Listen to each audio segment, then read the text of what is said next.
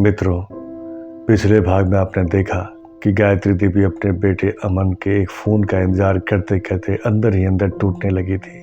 उन्होंने कई बार फ़ोन किया, लेकिन हर बार घंटी बजती रही और कोई जवाब नहीं मिला। लेकिन उन्हें नहीं पता था कि उनकी ज़िंदगी में अब बहुत कम समय बचा है और जो बातें वो अपने बेटे से कहना चाहती थी, उनमें से अधिकांश अब उनके दिल में ही दफन होने वाली थी। मित्रों, आज की कहानी का यह हिस्सा सुनने से पहले अपने दिल को थोड़ा मजबूत कर लीजिए, क्योंकि आगे जो हुआ उसने एक बेटे को जिंदगी भर के लिए रुला दिया। मित्रों, कई बार हम सोचते हैं अभी समय है, अभी फ़ोन कर लेंगे, अभी मिल लेंगे, अभी हाल चाल पूछ लेंगे, लेकिन ज़िंदगी हमारी योजनाओं से नहीं चलती और कुछ रिश्ते एक अधूरी कॉल के साथ हमेशा के लिए अधूरे रह जाते हैं। उस रात के बाद सावित्री देवी की तबीयत लगातार बिगड़ने लगी। बुखार उतरता, फिर चढ़ जाता। कमजोरी इतनी बढ़ गई कि अब चारपाई से उठना भी मुश्किल होने लगा था। लेकिन उन्होंने गांव में किसी को कुछ नहीं बताया, क्योंकि उन्हें डर था कहीं किसी के कहने पर अमन परेशान न हो जाए।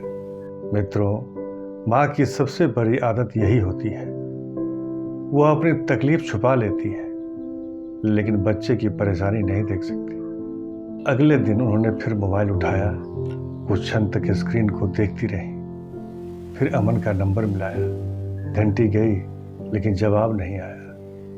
उन्होंने फिर कोशिश की, फिर भी नहीं। तीसरी बार, चौथी बार, पांचवी बार, लेकिन हर बार सिर्फ घंटी बजती रही। धीरे धीरे कॉल हिस्ट्री में एक ही नंबर बार बार दिखाई देने लगा, मेरा बेटा, मेरा बेटा, मेरा बेटा। लेकिन दूसरी तरफ खामोशी थी। शाम को उन्होंने कांपते हाथों से एक संदेश लिखना शुरू किया। उन्हें मोबाइल पर टाइप करना ठीक से नहीं आता था, एक एक अक्षर लिखने में समय लग रहा था, फिर भी वह लिखती रही। उन्होंने लिखा, बेटा, तबीयत कुछ ठीक नहीं है। फिर थोड़ी देर रुकी, फिर लिखा, अगर समय मिले। उनकी आंखें धुंधली हो रही थी, उंगलियां कांप रही थी, लेकिन उन्होंने फिर लिखा तो एक बार, और फिर उनके हाथ से मोबाइल छूट गया। वह संदेश कभी पूरा नहीं हो पाया। 2 दिन बाद सुबह का समय था। कमला चाची रोज की तरह गायत्री देवी का हालचाल पूछने आई। मोहन दरवाजा खटखटाया, गायत्री बहन। कोई जवाब नहीं आया। उन्होंने फिर आवाज लगाई, बहन दरवाजा खोलो, लेकिन इस बार भी अंदर से कोई जवाब नहीं आई। अब कमला चाची घबरा गई। उन्होंने पड़ोस के लोगों को बुलाया। कुछ ही देर में गांव के कई लोग वहां इकट्ठा हो गए। दरवाजा तोड़ा गया और जो दृश्य अंदर था उसे देखकर सबकी आंखें भर आई। चारपाई पर सावित्री देवी बिल्कुल शांत लेटी हुई थी। उनके चेहरे पर एक अजीब सी शांति थी, लेकिन तकिए के पास रखा मोबाइल अब भी चार्जिंग पर लगा हुआ था, जैसे वह अब भी किसी कॉल का इंतजार कर रहा हो। मित्रों, कुछ इंतजार ऐसे होते हैं जो कभी खत्म नहीं होते, बस इंतजार करने वाला चला जाता है और पीछे रह जाती हैं कुछ यादें, कुछ अधूरी बातें और बहुत सारा पछतावा। जब अमन को फोन गया तो वह ऑफिस में था। उसने सोचा शायद गांव से कोई सामान्य बात होगी, लेकिन जैसे ही उसने खबर सुनी उसके पैरों तले जमीन खिसक गई। मोबाइल उसके हाथों से गिर गया। कुछ क्षणों तक उसे यकीन नहीं हुआ। कल तक जिस माँ को वह बाद में फोन कर लूंगा कहकर टाल रहा था, आज वही माँ हमेशा के लिए खामोश हो चुकी थी। उस रात अमन पहली बार खुद को माफ नहीं कर पा रहा था। अगले दिन वह गांव पहुंचा। घर के बाहर भीड़ थी। आंगन वही था, तुलसी का पौधा वही था, चारपाई भी वहीं पड़ी थी, लेकिन माँ नहीं थी। मित्रों, घर कभी दीवारों से नहीं बनता, घर उस इंसान से बनता है जो आपका इंतजार करता है। और उस दिन अमन का घर घर नहीं रहा था। वह माँ की तस्वीर के सामने बैठा और पहली बार एक छोटे बच्चे की तरह रो पड़ा। शाम को जब लोग धीरे धीरे जाने लगे तो अमन माँ के कमरे में गया। कमरे में सब कुछ वैसा ही था। तकिए के पास चश्मा रखा था, एक पुरानी साल कुर्सी पर पड़ी थी और वहीं चार्जर से जुड़ा हुआ माँ का मोबाइल रखा था। अमन ने कांपते हाथों से मोबाइल उठाया, स्क्रीन ऑन की और अगले ही पल उसकी सांसें जैसे थम गई, क्योंकि नोटिफिकेशन बार में एक ही नंबर बार बार दिखाई दे रहा था। अमन मेरा बेटा, अमन मेरा बेटा, अमन मेरा बेटा, अमन मेरा बेटा। और हर कॉल के सामने लिखा था मिस्ड कॉल। मित्रों, कभी कभी जिंदगी में सबसे भारी चीज कोई पत्थर नहीं होती, सबसे भारी चीज होती है वह पछतावा जो यह कहता है काश उस दिन फोन उठा लिया होता। अमन कांप रहा था। उसने कॉल हिस्ट्री खोली। 1 कॉल, 2 कॉल, 5 कॉल, 10 कॉल, लगातार कई दिनों तक एक ही नंबर पर की गई कॉल्स, और वह नंबर उसी का था।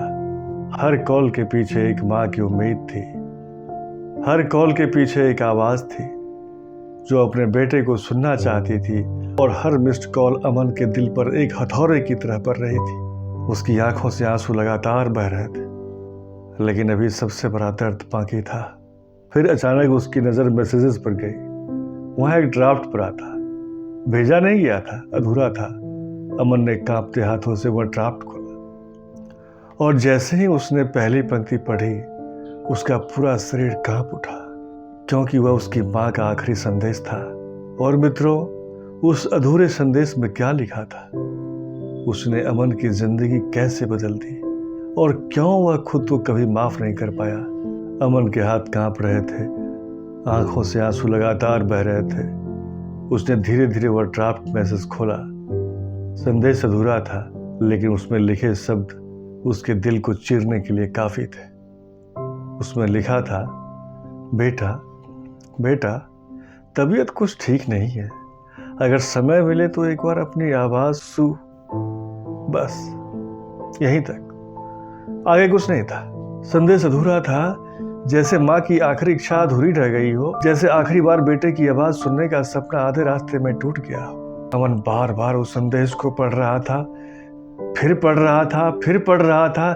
उसे लग रहा था काश उस दिन सिर्फ एक बार फोन उठा लिया होता, काश 2 मिनट बात कर ली होती, काश एक बार कह दिया होता माँ मैं ठीक हूं।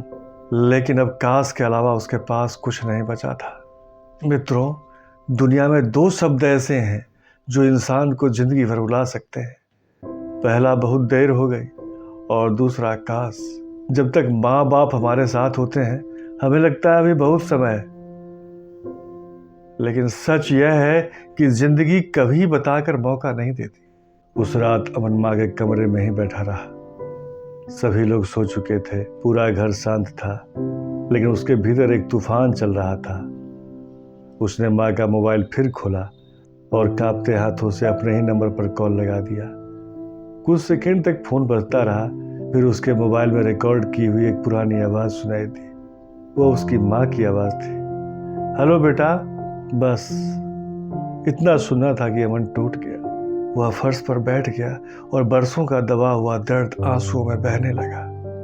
उसे पहली बार एहसास हुआ कि अब इस दुनिया में कोई नहीं है जो रात को सोने से पहले पूछे, बेटा खाना खाया? कोई नहीं है। जो उसकी सफलता पर सबसे ज्यादा खुश हो? कोई नहीं है। जो उसकी एक आवाज सुनने के लिए घंटों इंतजार करे? कोई नहीं है।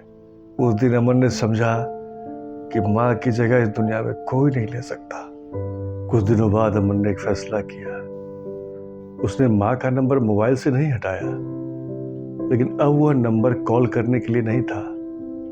अब वह नंबर उसे हर दिन यह याद दिलाने के लिए था कि जिंदगी में सबसे जरूरी रिश्तों को कभी बाद में के भरोसे नहीं छोड़ना चाहिए, क्योंकि कई बार वह बाद में कभी आता ही नहीं। मित्रों, अगर आपके पास माता पिता आज आपके साथ हैं तो यह वीडियो खत्म होते ही उन्हें एक बार फोन जरूर कर लीजिए। सिर्फ 2 मिनट, सिर्फ उनकी आवाज सुनने के लिए। यकीन मानिए, दुनिया की कोई भी सफलता उनकी दुआओं से बड़ी नहीं होती।